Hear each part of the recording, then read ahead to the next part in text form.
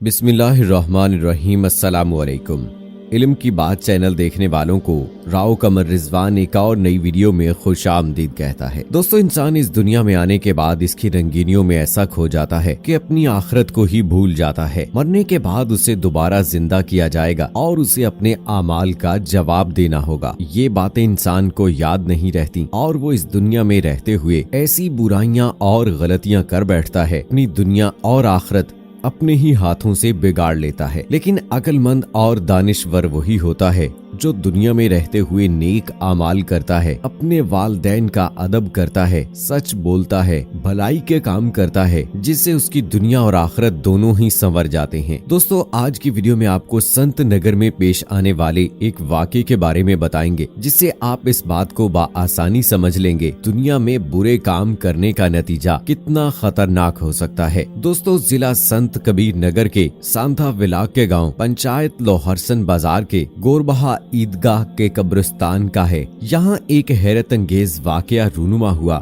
कि कब्रिस्तान की एक कब्र से धुआं निकल रहा है। ये खबर जंगल की आग तरह आसपास के गांव में भी फैल गई और लोग वहां उसे देखने के लिए आने लगे। लोगों ने उलमा से कब्र कुशाई की इजाजत चाही, लेकिन उलमा ने ये कहा कि कब्र कुशाई से बेहतर है कि इसके गिर्द जमा होकर तिलावत की जाए और इसकी मगफिरत की दुआ की जाए। चुनाचे संत नगर के इस कब्रिस्तान में इज्तमाई कुरान खानी का एहतमाम किया गया और दुआए मगफिरत के कुछ देर बाद उस कब्र से धुआं उठना खुद ब खुद बंद हो गया। दोस्तों, एक किताब में लिखा है, अब्दुल हमीद बिन महमूद कहते हैं कि मैं हजरत अब्दुल्ला बिन अब्बास रज़ियल्लाहु ताला अन्हु की महफिल में मौजूद था। कुछ लोग आप रज़ियल्लाहु ताला अन्हु से सवाल करने लगे कि हम हज के इरादे से निकले हैं, हम फलां जगह पहुँचे तो हमारे एक साथी का इंतकाल हो गया। चुनाचे हमने उसकी तजहीज़ो तकफीन की, कब्र खोदने का इरादा किया। जब हमने कब्र खोद ली तो हमने देखा कि एक बड़े काले नाग ने कब्र को घेर रखा है। उसके बाद हमने दूसरी जगह कब्र खोदी और वहाँ भी इसी तरह का एक सांप था। इसलिए हम मैयत को छोड़कर आपके खिदमत में आए हैं कि हम क्या करें। हजरत इब्ने अब्बास रज़ियल्लाहु ताला अन्हु ने फरमाया कि ये सांप इसके वो आमाले बद हैं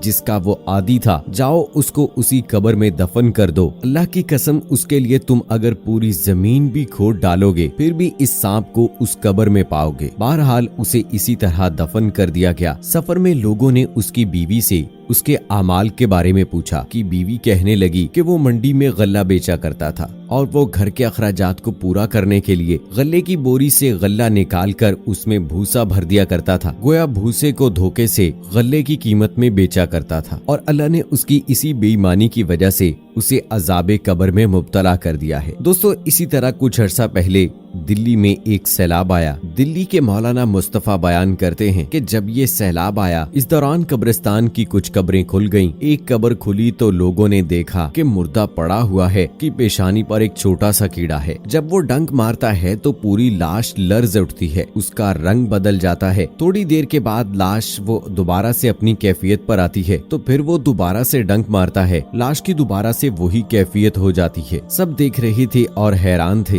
वहाँ पर एक धोबी मौजूद था जो जमुना के घाट पर आया था। उससे ये देखा ना गया। उसने एक कंकरी उसे मारी, वो कीड़ा उछला और उस धोबी की पेशानी पर जा चिपका, डंक मारा और वापस उसी जगह जाकर बैठ गया। वो धोबी चिल्लाने लगा और तड़पने लगा। उससे किसी ने पूछा कि तुम्हें क्या हो गया है। उसने कहा कि मुझे ऐसी तकलीफ है कि ना सिर्फ एक बिच्छू और एक सांप ने काटा है, बल्कि मुझे लगता है कि कोई आग का शोला मेरे बदन पर रख दिया गया है। मुझे ऐसी तकलीफ है कि मेरे बदन के एक एक उज़्व में, एक एक रोंगटे और एक एक बाल में हजारों लाखों बिच्छू और आग की चिंगारियां भर दी गई हो। मौलाना मुस्तफा फरमाते हैं, मैं ये जान गया कि ये इस दुनिया का कीड़ा नहीं है बल्कि बरज़ख के अजाब की शक्ल है। मैंने सोचा कि साहिबे कब्र के लिए एक और तरीका इलाज है। करीब जाके हिम्मत करके बैठा और कुछ सूरतें वगैरह तिलावत करना शुरू कर दी। जब मैंने कुरान पाक पढ़ना शुरू किया तो वो कीड़ा छोटा होना शुरू हो गया और होते होते आंखों से गायब हो गया। जब वो खत्म हो गया तो हम इत्मीनान के साथ उसके करीब गए। अल्लाह ताला ने उसे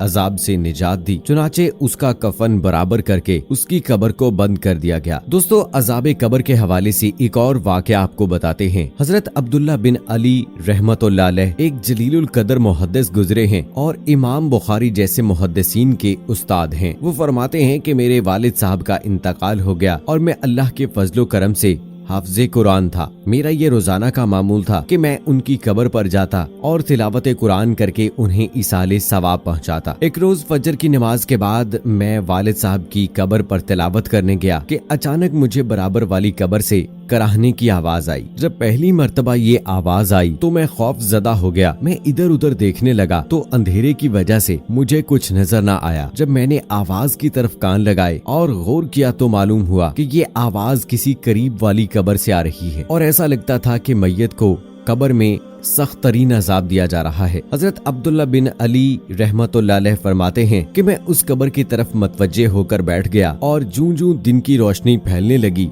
तो आवाज भी मद्दम होने लगी। जब लोगों ने आना जाना शुरू किया, एक आदमी से मैंने पूछा कि ये कब्र किसकी है। उसने एक ऐसे शख्स का नाम लिया जिसे मैं जानता था क्योंकि वो हमारे ही इलाके का था और हमेशा नमाज बाजमात हमेशा सफ़े अव्वल में अदा करता। वो इंतहाई कमगू और निहायत शरीफ आदमी था, किसी के मामले में दखल ना देता था। मैं उसके मुतालिक जान गया। ये बात मुझ पर बहुत गरां गुजरी कि इतना नेक आदमी और उस पे ये अजाब। मैंने सोचा कि तहकीक करनी चाहिए कि उसके क्या आमाल थे। चुनाचे मैं मोहल्ले में गया और उसके हम असर लोगों से पूछा कि फलां बड़ा नेक आबिद जाहिद आदमी था, लेकिन मैंने उसे अजाब के अंदर मुब्तला देखा है, इसकी क्या वजह हो सकती है। उन्होंने बताया कि वैसे तो वो बड़ा नेक और परहेजगार आदमी है, उसकी औलाद भी नहीं थी, उसका कारोबार बेहद वसी था और जब वो और बूढ़ा हो गया, जब कारोबार करने की उसके अंदर ताकत न रही और कोई दूसरा उसके कारोबार को चलाने के लिए राजी भी नहीं था, तो उसने अपने साथियों के साथ मशवरा किया कि कौन सा जरिया मुआश इख्तियार करे। उसके नफ्स ने उसको एक तरकीब समझाई कि सारे का सारा कारोबार खत्म करे, जो पैसे आए उनको सूद पर दे दे। उसने वो अपना हलाल और हराम सारे कारोबार बंद किए और जो रकम आई उसको सूद पर लगा दिया। अब चूंकि वो एक कारोबार से फारिग हो चुका था, चुनाचे वो हर वक्त मस्जिद में रहता और 5 नमाजें सफ़े अव्वल में अदा करता। हर महीने सूद की रकम मिल जाती थी जिससे महीने भर के खर्चे पूरे हो जाते। हजरत अब्दुल्ला बिन मदीनी रहमतुल्लाह अलैह फरमाते हैं कि ये देखने के बाद मैं ये मामला समझ गया।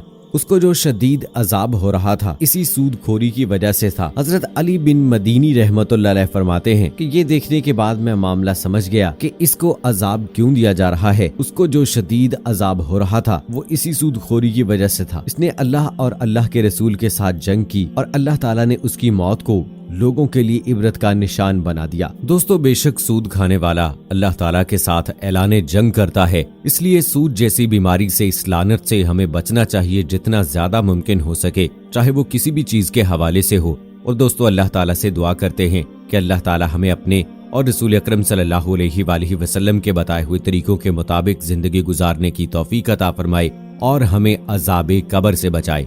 आमीन सुम्मा आमीन। दोस्तों, ये थी हमारी आज की वीडियो। उम्मीद करते हैं कि पसंद आई होगी। इस वीडियो को लाइक करें, शेयर करें अपने दोस्तों के साथ और कमेंट बॉक्स में अपनी राय का इजहार जरूर करें।